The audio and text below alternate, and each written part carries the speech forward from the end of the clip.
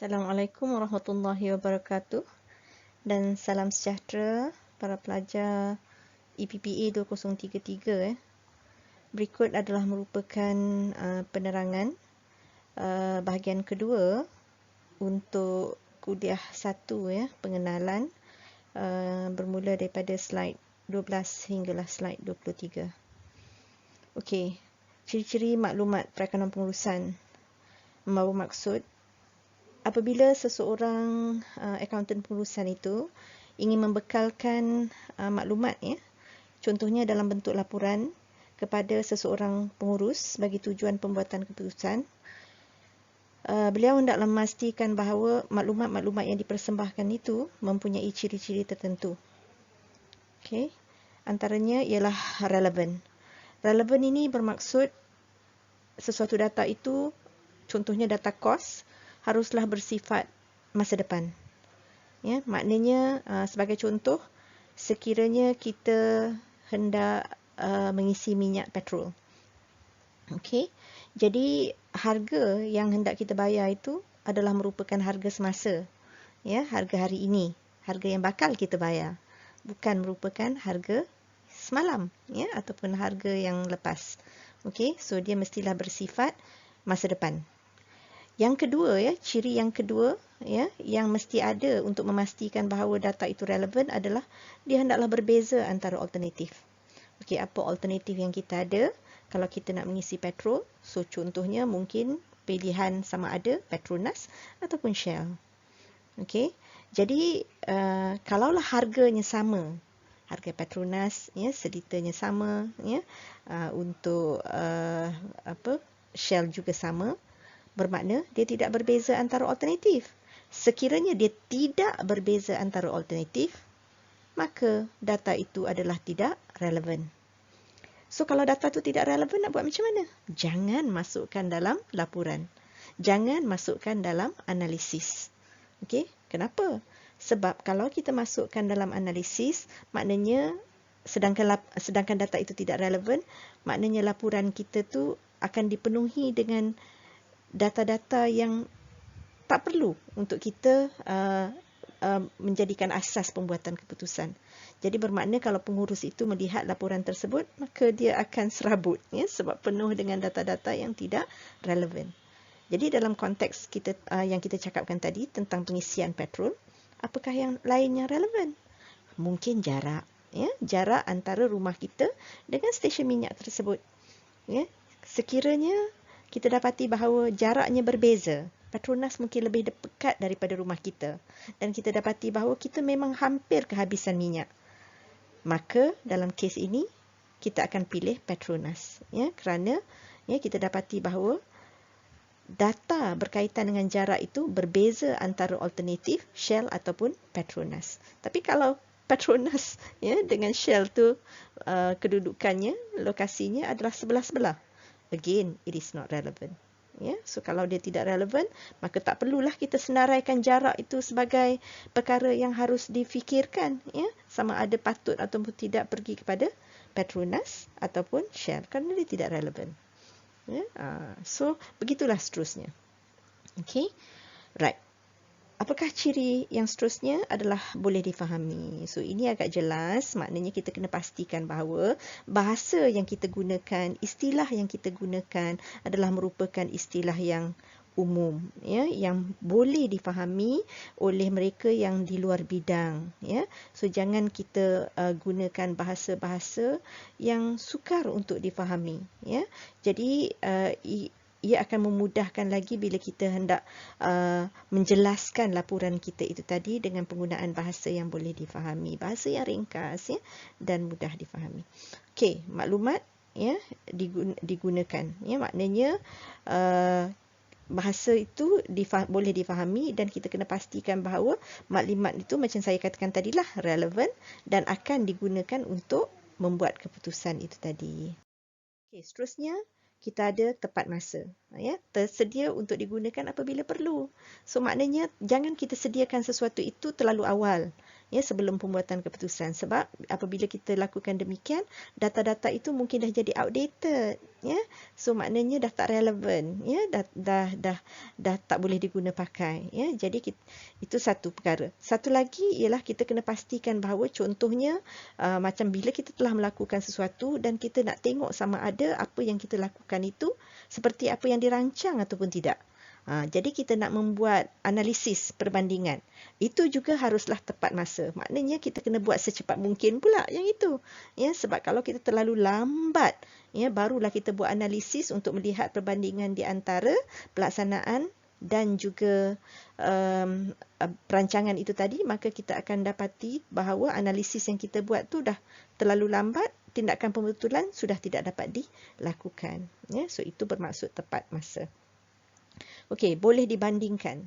So, boleh dibandingkan ini bermaksud format yang kita guna pakai, ya, untuk laporan-laporan tersebut, sekiranya ia adalah contohnya untuk melihat analisis keberuntungan segmen. Ya, segmen itu mungkin merupakan produk, ya, ataupun jabatan. Jadi bermakna bila kita nak buat analisis keberuntungan segmen, kita kena pastikan bahawa cara kita membuat analisis keberuntungan untuk segmen A, formatnya sama, ya, seperti analisis keberuntungan untuk segmen B. Ya, kerana apa? Kerana kita, untuk membolehkan kita bandingkan. Ya, tempoh pun begitu juga. Kalaulah maknanya analisis keberuntungan yang kita buat untuk segmen A itu adalah untuk sukuan pertama, January, February, March. Ya, untuk segmen yang kedua juga, ya, segmen B juga hendaklah bagi tempoh January, February, March, ya, supaya ianya boleh dibandingkan. Okay. Ciri yang seterusnya adalah boleh dipercayai. Ya, maknanya sumber yang kita perolehi itu adalah sumber yang boleh dipercayai. Sumber yang mempunyai dokumen-dokumen yang sah contohnya. Ya, dan maknanya hasil daripada penyelidikan yang mana kita dapati bahawa, ya, data-data yang kita gunakan itu memang tak dapat disangkal, ya, dari segi ketepatannya. Okay. Kalau tidak, maknanya apa yang kita hasilkan, laporan yang kita sediakan itu, ya, mungkin pengguna, ya, seperti pengurus, ya, tidak dapat membuat keputusan kerana dia tidak percaya, ya, tidak yakin, ya, dengan laporan tersebut. Lengkap. Lengkap ni maknanya macam saya katakan tadi, dia relevan, mesti data itu mesti relevan, dan data yang sepatutnya ada tu mestilah ada. Mestilah cukup, ya. Sebab kalau tercicir saja maklumat, berarti bila kita buat keputusan, ya, mungkin akan menghasilkan ketidaktepatan dalam pembuatan keputusan itu tadi. Okey, dan manfaat kos. Okey, manfaat kos biasanya kita akan membuat perbandingan, ya, perbandingan di antara kos dan manfaat. Okey, so maksudnya di sini ialah contohnya lah, ya, kita nak membeli sebuah mesin. Bila kita nak membeli sebuah mesin, kita akan bandingkan kosnya. Ya, maknanya berapakah harga belian, berapakah kos operasi, berapa kerap kita kena maintain, ya, selenggara mesin tersebut. So ini semua melibatkan kos. Tapi kita akan bandingkan pula dengan manfaatnya, ya. So contohnya dari segi apakah dia mesin A akan meningkatkan produktiviti berbanding dengan mesin B. So mungkin mesin A lebih mahal, ya, tetapi dia lebih tahan lama, ya. Dia lebih dapat memproses produk-produk yang lebih berkualiti. Jadi kita akan bandingkan. Jadi kadang-kadang dari segi kosnya mungkin mesin A adalah lebih tinggi, tapi dari segi manfaatnya mesin B-nya kurang, mesin A-nya lebih bagus. Jadi walaupun mahal, mungkin kita akan beli juga. Begitulah. Ya, tetapi again bergantung kepada keupayaan syarikat. Alright. So ini adalah antara ciri-ciri lah, ya, maklumat perakaunan pengurusan yang seorang accountant pengurusan itu mesti tekankan. Okay. Alright. Now sistem maklumat yang kita sediakan itu tadi, kita kena sesuaikan, ya, mengikut jenis organisasi. So contohnya, kalaulah organisasi itu mempunyai operasi perkilangan, maknanya organisasi perkilangan yang mengilang produk. ya, berbanding dengan organisasi yang hanya menawarkan perkhidmatan. Of course, sistem maklumat perakaunnannya berbeza. Ya, dalam perkilangan kita ada proses pembelian bahan mentah, ya, proses penggunaan bahan mentah, proses perkilangan itu sendiri, ya, pengambilan pekerja-pekerja buruh langsung, buruh tak langsung, ya. Kemudian kita ada overhead yang merupakan, ada yang merupakan overhead perkilangan dan ada yang merupakan overhead bukan perkilangan, ya, dan ini tidak wujud, ya, di dalam organisasi perkhidmatan, kerana dalam organisasi perkhidmatan dia tidak produce, ya, tidak mengeluarkan produk. Ya, jadi dia tidak menggunakan bahan mentah dan menukar bahan mentah itu menjadi barang siap. So of course sistem maklumat perakaunan itu akan berbeza. Ya, jadi kita akan bentuknya mengikut bentuk sistem itu tadi mengikut keperluan organisasi. Okey, objektif perakaunan pengurusan. Kalau kita tengok kat sini agak jelas. Ya, so I will not go through. Kita dah ulang awal-awal sebelum ni, ya, dari aspek perancangan, ya. So kita ada dari aspek kawalan, ya. Kemudian kita ada dari aspek motivasi dan juga penilaian prestasi. Ya, so ini adalah merupakan antara objektif utama perakaunan pengurusan. Tapi fokus subjek adalah lebih kepada perakaunan kos, ya. So kalau kita tengok kat sini perakaunan kos, kemudian kita ada arrow, ya, pergi kepada perakaunan pengurusan dan pergi pada perakaunan keuangan. Apa maksudnya di sini? Maksudnya ialah sistem maklumat kos ini dia merupakan input, ya, kepada perakaunan pengurusan. Dia juga merupakan input kepada perakaunan kewangan. So contoh untuk perakaunan pengurusan. So kalau kita tengok tadi, antara fungsi perakaunan pengurusan tu adalah merancang.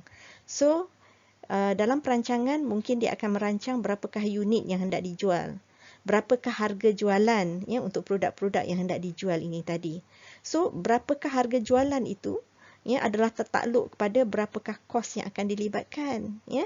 Jadi bermakna keputusan peletakan harga yang sebenarnya di dalam fungsi perakaunan pengurusan, ya, input kepada keputusan itu akan datang daripada perakaunan kos, ya, kerana peletakan harga adalah tertakluk kepada, ya, jumlah kos, ya, yang dilibatkan. Okey. Perakaunan kos juga memberikan input kepada perakaunan kewangan sebagai contoh. Sebagai contoh dalam penyediaan penyata pendapatan, kita ada item kos barang dijual. So kalau untuk organisasi perkilangan, kos barang dijual tu terdiri daripada item apa? Terdiri daripada item bahan langsung, buruh langsung, ya, overhead perkilangan. Jadi item-item kos bahan langsung, kos buruh langsung, kos overhead perkilangan ini datangnya daripada mana? Datangnya daripada sistem maklumat kos, ya. Jadi kita campur ketiga-tiga ni, kos bahan langsung, kos buruh langsung, kos overhead, darab dengan unit yang dijual, maka kita akan memperolehi kos barang dijual. Okey.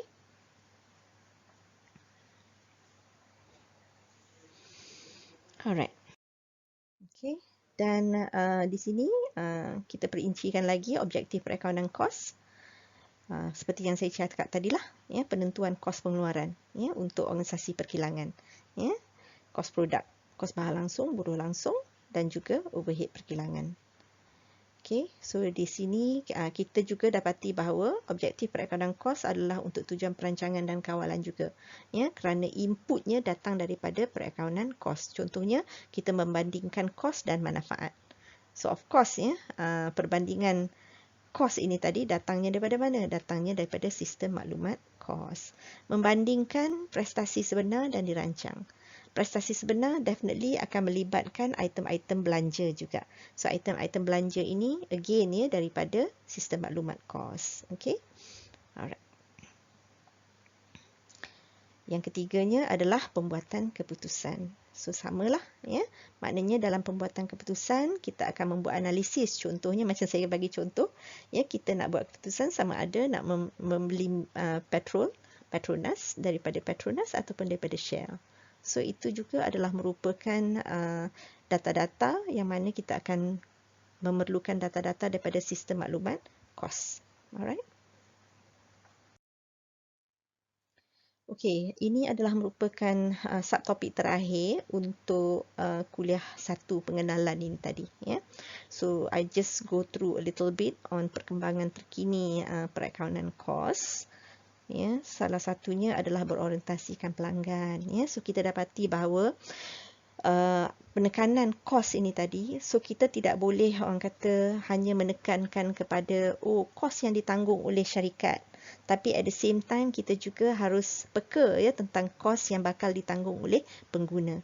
Kerana lebih tinggi kos yang ditanggung oleh syarikat, maka lebih tinggilah kos yang bakal ditanggung oleh pengguna, ya, because pengguna akan membeli produk kita, pengguna akan menerima perkhidmatan daripada syarikat kita. Okay, so always have the customers in mind, all right, because without them, the whole organisation will collapse. Okay, alright.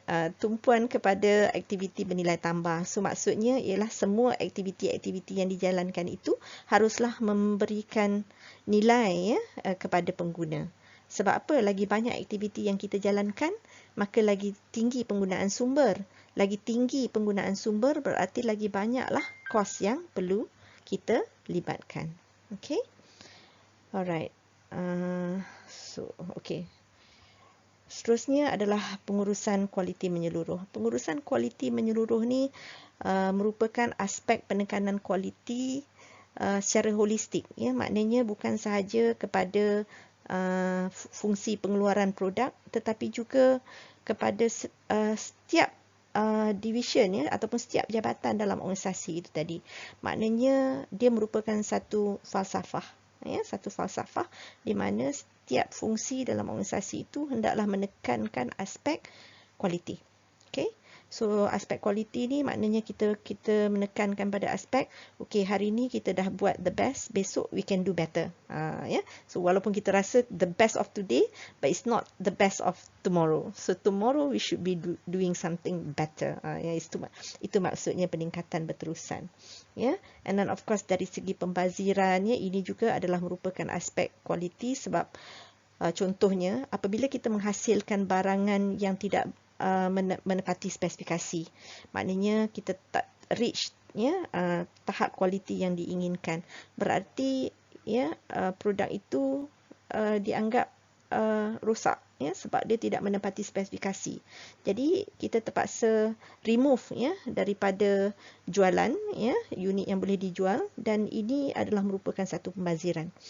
Tenaga telah pun kita sumbang, kita telah pun melakukan proses pengeluaran, jadi sumber-sumber telah kita gunakan, tapi akhirnya kita tidak dapat menjual produk tersebut.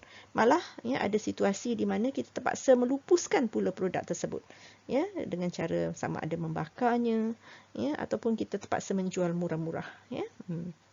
Okay.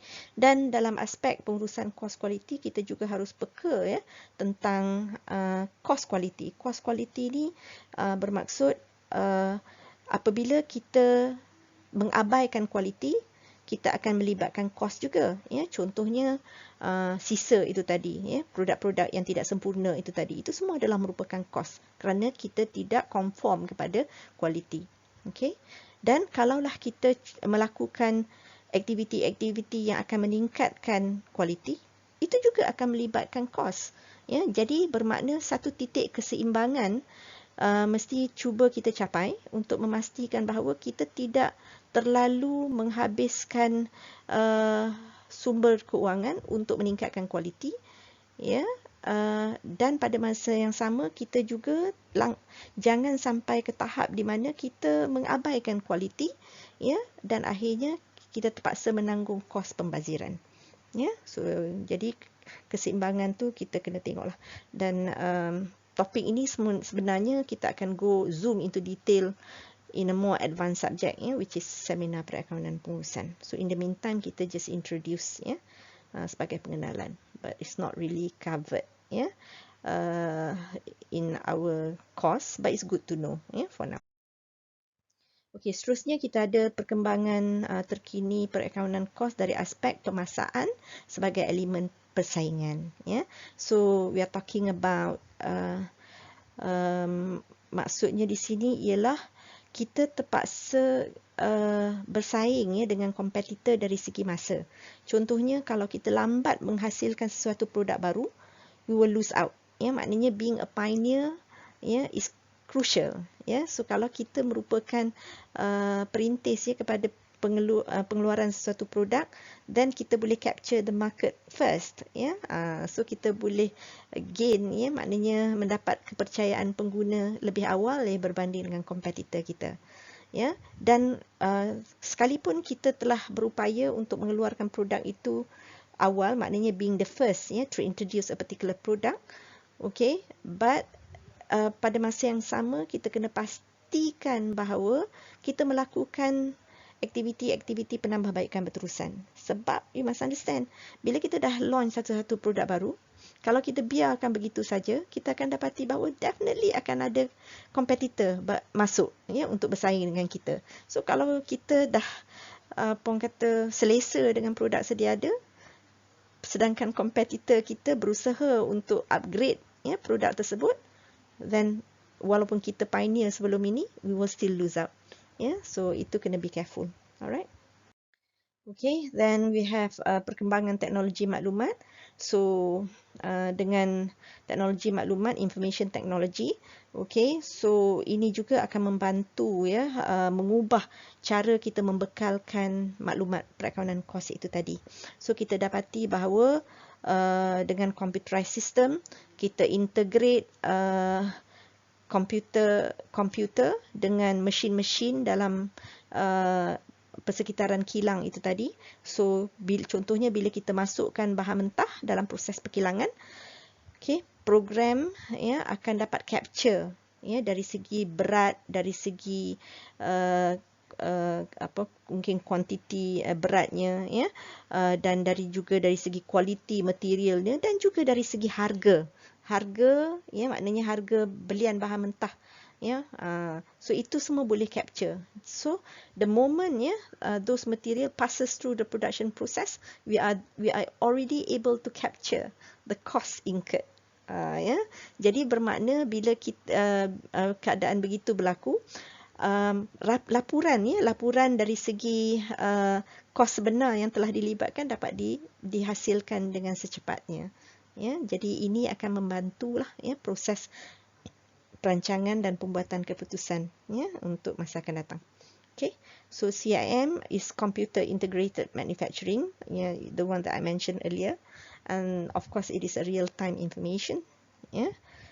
Sistem analisis maklumat cepat dan efisien. Ya, so kita tekankan ini. So this is perubahan yang ketara lah ya dalam sistem perakaunan kos sekarang.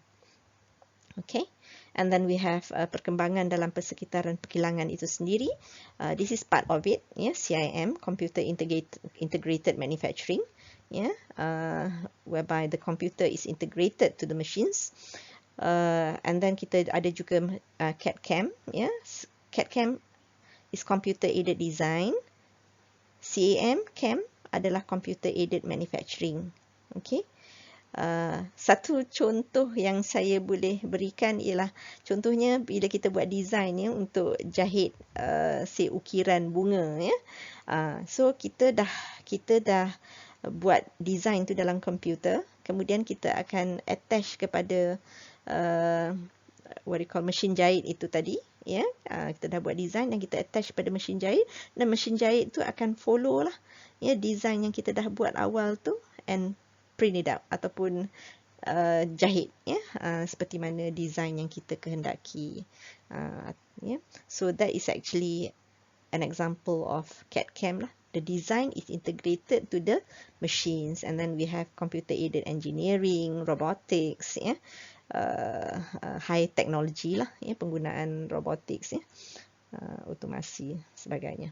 Okay, so nanti kita akan belajar activity based costing. ABC is activity based costing. Pengkuasaan berdasarkan aktiviti is a costing system suitable for advanced manufacturing technology. Maknanya persekitaran perkilangan yang berintensifkan teknologi. Ya, so sesuai ya kalau kita gunakan sistem pengukusan yang berbeza dengan sistem pengukusan tradisional. And then we also have just in time ya, manufacturing. Perkilangan just in time ni adalah situasi di mana jumlah inventory yang kita simpan tu adalah pada tahap minimum. Ya, so maknanya bila kita inventory, contohnya inventory bahan mentah. Inventory bahan mentah yang kita simpan tu adalah pada tahap minimum. Ya, kerana jumlah inventory bahan mentah tu akan sampai sebaik sahaja proses pengeluaran akan bermula. Jadi tak payahlah kita nak store ya banyak-banyak. Maksudnya kerana penyimpanan bahan mentah yang banyak-banyak yang tidak kita gunakan secepat mungkin akan mewujudkan pembaziran. Okay, so and also kita ada just in time. Tadi just in time purchasing, sorry. We also have just in time manufacturing. Maknanya kita hanya akan manufacture produk siap sebelum ya apa orang kata, sebaik sahaja kita terima permintaan daripada pelanggan. So maknanya bila kita tahu dah ada permintaan, barulah kita akan produce. Why do we do that? Supaya barang siap ya yang telah siap itu tadi tidak perlu kita simpan dalam store. Sebaik saja ia siap, kita boleh terus hantar kepada pengguna. Okey. Okey, seterusnya kita ada pembangunan industri perkhidmatan ya. Okey. So pembangunan industri perkhidmatan ni kalau kita perhatikan, dulunya industri perkhidmatan sebagai contoh seperti hospital ya, institusi pendidikan ya, adalah dimiliki oleh awam ya. Maknanya tak banyak yang ada swasta di situ. Okay? Jadi bila ini berlaku, berarti tidak ada persaingan yang sengit. Oleh kerana tidak adanya persaingan yang sengit itu tadi, maka sistem perakaunan kos itu tidak dititik beratkan. So kalaulah katakan you were to ask what's the cost of graduating a particular student, ya, ataupun berapakah kos untuk merawat seorang pesakit. So data-data ini takkan ada, ya, takkan dapat diperolehi sebab sistem perakaunan kos itu sendiri tidak diwujudkan. Ya, tetapi bila mana persaingan meningkat, ya, kita dapati ya, banyak ya hospital-hospital swasta, institusi pendidikan tinggi swasta ya semakin meningkat macam cendawan, dan we are talking about people are competing among each other ya. So it's no longer apa orang kata about providing what's best, but also making sure that you are able to survive ya. Jadi maknanya keseimbangan di antara kos yang dilibatkan, bilangan pelajar ya yang kita dapat invite into our institution ya. Sebab ini adalah merupakan masalah utama lah ya, especially IPTS ya, kekurangan pelajar itu tadi.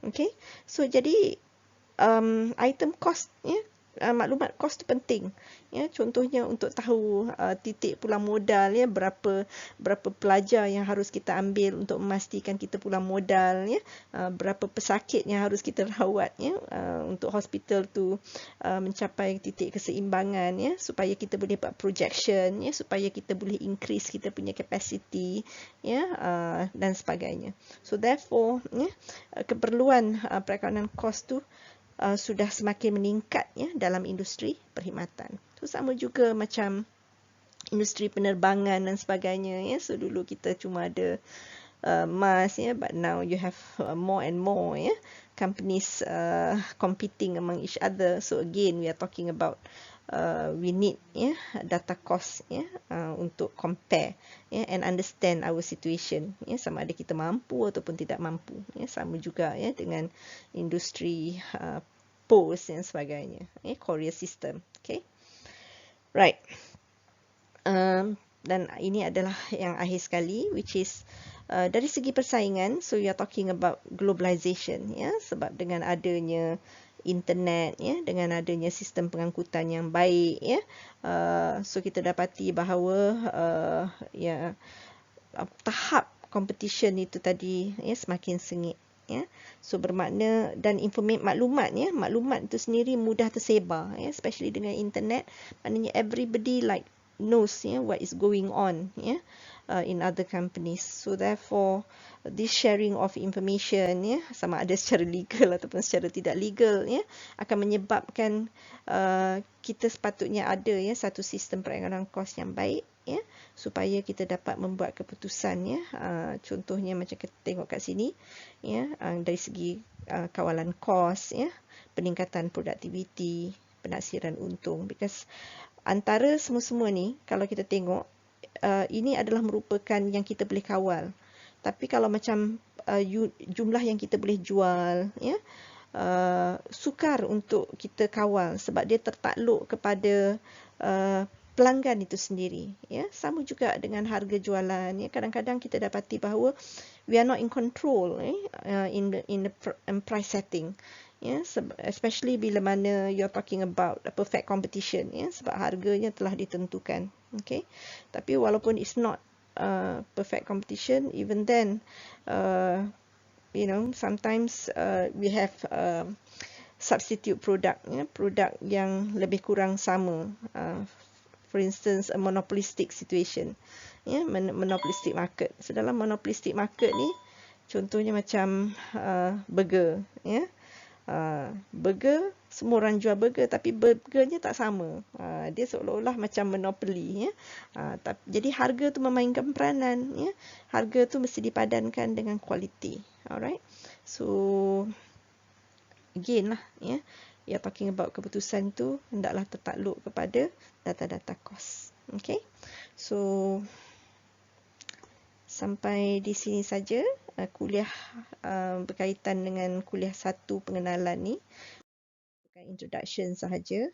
So nanti kita akan teruskan, ya, dengan kuliah yang kedua. Okay, so all the best. Thank you.